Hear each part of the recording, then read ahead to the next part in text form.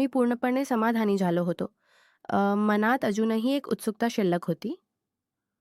पण अंधारामुळे मी काहीही पाहू शकत नव्हतो. मी मोनीच्या पलंगाजवळ सर्व काही ठेवून दिले आणि चुपचाप पलंगावर येऊन झोपलो. खरं तर मी खालीही झोपू शकत होतो. पण एक तर शेवटच्या 2-3 दिवसांच्या सफरने थकून गेलो होतो आणि दुसरं म्हणजे एका दिवसात आणखी काही करून स्वतः केलेलं काम बिघडवायचं नव्हतं मला. त्यामुळे मी आता स्वतःच्या पलंगावर आलो होतो. मी स्वतःच्या पलंगावर आल्यावर अजून झोपलोच होतो. थोड्या वेळाने खालीतून मला हलक्या कपड्यांची सरसराट ऐकू आली. मी करवट बदलून खाली पाहिलं तर मोनी पाठ ताणून सरळ झोपून स्वतःचे कपडे व्यवस्थित करत होती. मोनीने आता एकदा तरी माझ्याकडे पाहिलं, मग चुपचाप करवट बदलून झोपली. मीही चुपचाप झोपलो. उठताच सर्वात आधी मी ते सामान पाहिलं जे रात्री मी मोनीच्या पलंगाजवळ ठेवून दिलं होतं, पण ते आता तिथं नव्हतं. मोनीने घराची साफसफाई केली होती आणि कदाचित ते उचलून फेकून दिलं होतं. मोनीने ते फेकून दिलं होतं, पण तरीही ती त्याच्याशी बोलत नव्हती. जेव्हा मी उठलो तेव्हा तिने घराची सगळी कामं निपटवली होती आणि ती कदाचित जेवण बनवण्यासाठी शाकभाज्या वगैरे कापत होती. मोनीने लाल रंगाची साडी घातली होती, ज्यात ती खूप सुंदर दिसत होती. माथ्यावर लावलेलं तिलक आणि स्वयंपाकघरात ठेवलेली पूजेची थाली पाहता ती कदाचित नुकतीच मंदिरातून आली होती. माझ्या उठताच तिने आता एकदा तरी माझ्याकडे पाहिलं. मग चुपचाप स्वतःच्या कामात लागली.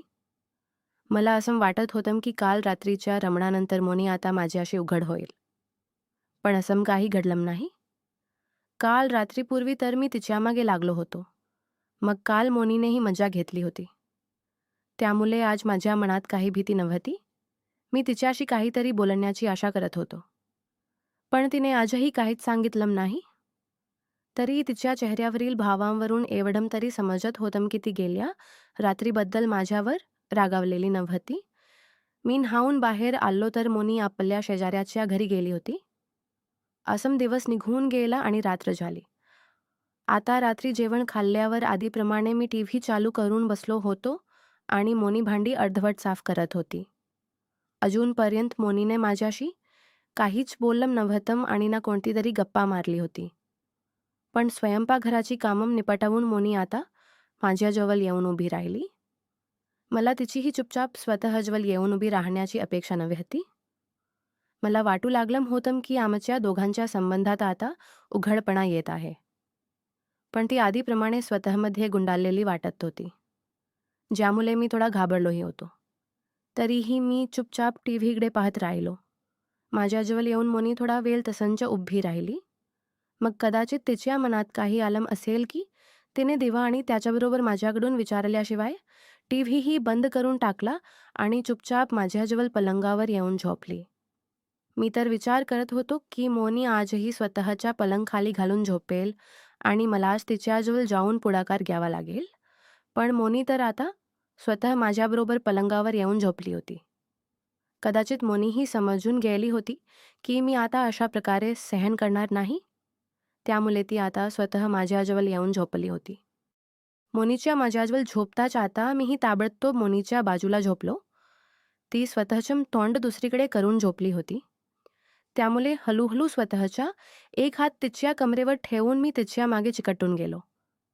माझा हात जसा जसा तिच्या कमरेवर गेला, तिच्या श्वासांची गती वेगवान होत गेली.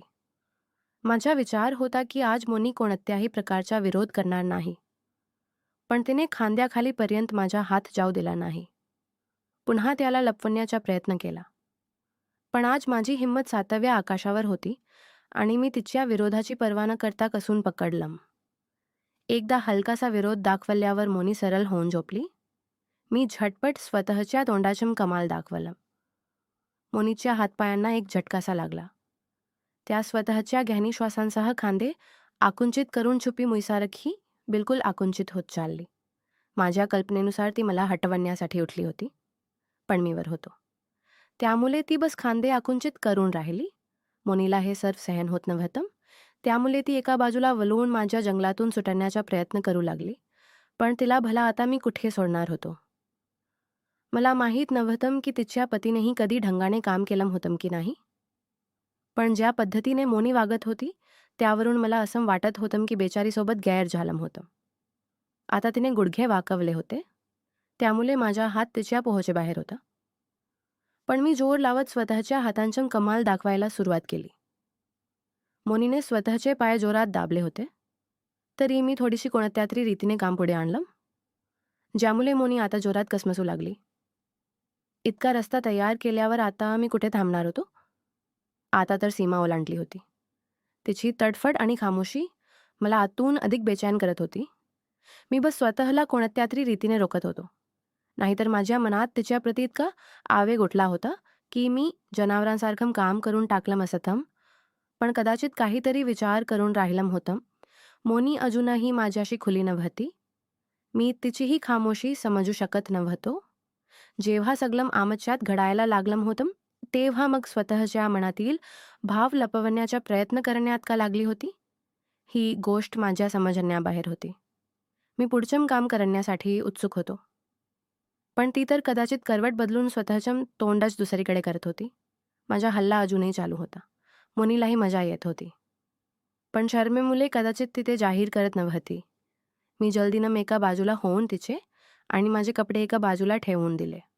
मोनीला पकडून मी तिला सरळ करण्यासाठी आता पुन्हा तिला स्वतःकडे खेचून आणलं, ज्यामुळे ती आता एकदा हलकासा कसमसली तरी नक्की, पण मग सरळ झाली.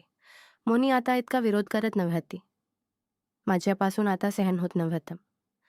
त्यामुळे मी स्वतःच्या एका हातानं मोनीचे गुडघे पकडून वेगळे करून दिले आणि मोनीच्या बाजूने उठून ताबडतोब तिच्या दोन्ही पायांजवळ आलो. माझ्यापासून आता राहवत नव्हतं. त्यामुळे मी मोनीचे हात हटवण्याचा प्रयत्नही केला. पण तिने माझं डोकं पकडलं, मानेवर खेचू लागली. मी तिच्या ओठांवर स्वतःचे ओठ ठेवून दिले, पण जल्दीनं तिने स्वतःचं तोंड दुसरीकडे फिरवून घेतलं. मीही प्रयत्न केला नाही, पण खाली सरकत तिच्या गुडघ्यांजवळ आलो. माझं तर लक्ष एका जागी अटकून गेलं होतं. मी बँगेतून सामान घेण्यासाठी उठलो, तर मोनीने जोरात स्वतःचा एक हात आता माझ्या गल्यावर टाकून दिला आणि मला वरून पकडून घेतलं. 1 मिनिट, मी ते घेऊन येतो, मी नाव न घेता मोनीला सांगितलं. पण मोनीने माझ्या बोलण्याला काही उत्तर दिलं नाही. मी पुन्हा सांगण्याचा प्रयत्न केला, पण मोनीने आता तरी माझ्या बोलण्याला काही उत्तर दिलं नाही आणि मला आता तरी तसंच पकडून ठेवलं. मी आता हळूहळू उठण्याचा दुसरा प्रयत्न केला, जेणेकरून मोनीने आता स्वतःचा दुसरा हातही माझ्या गल्यात टाकून मला पकडून घेतलं आणि पहिल्यांदा तिच्या तोंडातून काही असे शब्द बाहेर पडले. मला ठेवायचं आहे, मोनीने हलवासा गुणगुणत असावं तसं सांगितलं, जे ऐकून मला झटकासा लागला. माझी हैराणी स्वाभाविक होती, कारण अजूनपर्यंत तर मोनी माझ्याशी बोलताही नव्हती आणि आता ठेवायचं सांगत होती.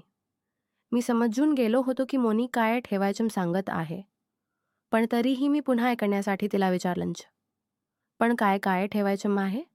मी जाणीवपूर्वक स्वतःचं तोंड मोनीच्या कानाजवळ घेऊन जाऊन काही समज असावं तसं सांगितलं आणि हळूहळू एकदा तिच्या मखमली गालाला स्वतःच्या ओठांनी हलवलं. मोनीने माझ्या बोलण्याला आता काही उत्तर तर दिलं नाही, पण तिने खाली दिशेने इशारा करून दिला. अंधारात इतकं साफ तर नव्हतं दिसत, पण तरीही मी जेवढं पाहू शकत होतो, मोनी स्वतःची मान एका बाजूला करून चुपचाप बिलकुल शांत झोपली होती. पण तिचे श्वास आता खूप वेगवान चालले होते. ती माझ्याकडे पाहत नव्हती, पण स्वतःचं तोंड दुसरीकडे करून लांब लांब आणि बरेच गहनी श्वास घेत होती. मीही एक नजर मोनीकडे पाहून घेतली. मग हळूहळू स्वतःच्या पायाने तिचे पाय एका बाजूला केले, ज्याला तिने आता काही विरोध केला नाही. ती चुपचाप तसंच झोपून राहिली. मी हळूहळू काम सुरू केलं. तिच्या उष्णतेनं तापतं शरीर हळूहळू थरथरतं सा वाटत होतं. मी विनाविलंब स्वतःचं काम सुरू केलं. मोनी तर आधीपासूनच कामासाठी तयार होती, पण असं वाटत होतं जणू सगळं पहिल्यांदा घडत आहे. याचं कारण हेही असू शकतं की कदाचित मोनीच्या पती खूप जास्त दारू पित असत, ज्यामुळे ते काही काम करण्याऐवजी झोपून जात असतील आणि खरंतर मोनीही स्वतःच्या पतीसोबत इतकी राहतही नव्हती. त्यामुळेच तर मोनीला अजूनपर्यंत काही मूलही झालं नव्हतं. तिच्या लग्नाला 2 वर्षांपेक्षाही जास्त वेळ गेला होता, पण अजूनही तिला काही मूल नव्हतं. ओहो, तर ही गोष्ट आहे. माझ्या मनात आता मुलाचा विचार येताच मला सगळं समजून आलं की शेवटी का मोनीने मला सामान घेण्यापासून नकार दिला होता. कदाचित मोनीच्या पतीने तिच्यासोबत ना तर बरोबर काही केलं होतं आणि ना ते तिला मूल देऊ शकत होते. त्यामुळे मोनीने मला आता असम करण्यापासून नकार दिला होता आणि यामुळेच कदाचित ती आज स्वतः माझ्याजवळ येऊन झोपली होती. आता ही गोष्ट माझ्या डोक्यात येताच माझ्यात एक नवीन जोशचा भरून गेला.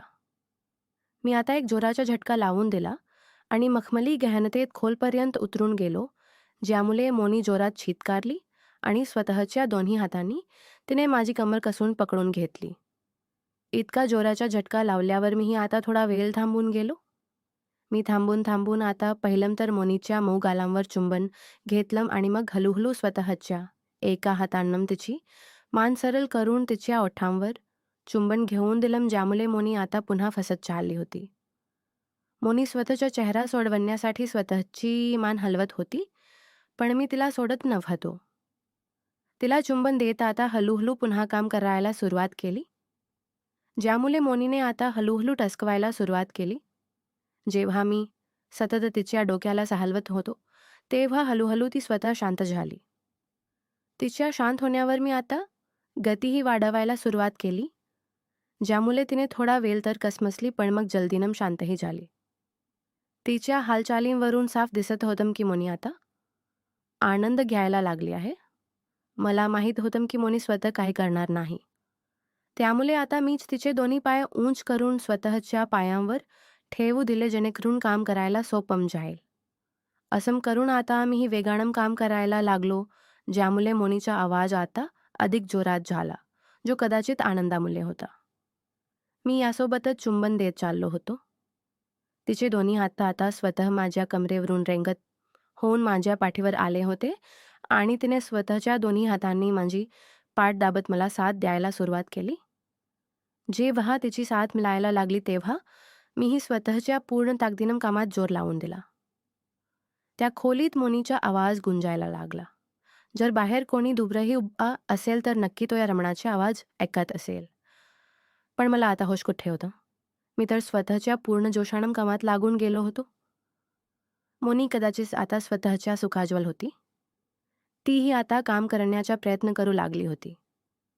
अजून काही वेळच गेली होती की अचानक मोनीचं पूर्ण शरीर थरथरायला गेलं आणि तिचे हातपाय कापकापत होऊन माझ्या गल्ल्यावर जोरात येऊन लपेटले गेले. तिचे जोराचे श्वास माझ्या चेहऱ्यावर लागत होते. आनंदित होऊन मीही अधिक वेळपर्यंत टिकू शकलो नाही. 2 मिनिटांनंतरच मला स्वर्गाचा आनंद मिळायला लागला. मोनी मूर्छितसारखी होऊन धम्मकन पलंगावर पडली आणि कपायला लागली होती. मीही निवलून तिच्या एका बाजूला पडलो आणि स्वतःच्या खंडित श्वासांना काबूत आणण्याचा प्रयत्न करू लागलो. मी आणि मोनी थोडा वेळापर्यंत तर असंच एकमेकांच्या जवळ पडून राहिलो. मग हळूहळू मोनीने मला ढकलून खाली केलं आणि करवट बदलून स्वतःचं तोंड दुसरीकडे करून घेतलं. मीही आता थोडा वेळ शांत होऊन असंच पडून राहिलो. पण जसंच मला थोडा होश आला, मी पुन्हा मोनीला पकडून गळ्यात घालून घेतलं, ज्याला तिने आता काही विरोध केला नाही. त्या दिवशी मी पूर्ण रात्र स्वतःला आणि मोनीला खूप आनंदी केलं आणि जवळपास एक आठवडाभर तसंच मोनीजवळ राहिलो. या आठवड्यात मी मोनीसोबत बऱ्याच वेळा काम केलं, पण आम्ही दोघांनी कधीही एकमेकांशी बोललं नाही. जरी मी मोनीसोबत बोलण्याचा बराच प्रयत्न करत राहिलो होतो, पण मोनीने कधीही खुल्या रीतीनं माझी साथ दिली नाही. ती कधीही स्वतः पुढाकार घेत नाही. इतकंच हवं होतं की माझ्या पुढाकारावर तिने मला कधीही नकार दिला नाही. त्या दिवशी तर माझ्यापासून दूरच राहत, पण रात्री चुपचाप माझ्याजवळ पलंगावर येऊन झोपत असे. या आठवड्यात तसंच मी मोनीसोबत सगळं केलं, पण कळले कोणत्या संकोचामुळे ती माझ्याशी खुली पडली नाही. ती ना दिवसा कधी माझ्याजवळ येण्याचा प्रयत्न करत असे आणि ना रात्री दिवा लावून मला पाहण्याची संधी देत असे. तिला स्वतःच्या डोळ्यांनी न्याहाळण्याची इच्छा माझ्या मनातच राहून गेली. मग दुर्दैवाने मला तिच्या घरातून परत यावं लागलं. मीही तिच्याशी आणखी काही जबरदस्ती करण्याचा प्रयत्न केला नाही, कारण ती ही खामोशी कायम ठेवू इच्छित होती. त्यानंतर मी स्वतःच्या घरी परत आलो आणि घरी आल्यापासून साधारण 1.5 महिन्याने मला कळलं की मोनी गर्भवती आहे. ही गोष्ट ऐकताच माझ्या चेहऱ्यावर एक हसू पसरलं आणि माझं मन आनंदानं फुलून आलं होतं. मुनीच्या पोटात माझं मूल वाढत होतं. हे ऐकून हृदय आनंदानं भरून गेलं. आमच्या खामोशीच्या या बंधनाचा परिणाम आता तिच्या गर्भात नवजीवन म्हणून वाढत होतं. मी निर्णय घेतला की तिची ही खामोशी नेहमीसाठी सांभाळून ठेवेन, कारण हीच आमच्या अनोख्या प्रेमाचं खरं स्वरूप होतं, जिथे शब्दांची गरज नव्हती, फक्त हृदय आणि शरीराची भाषा बोलत होती.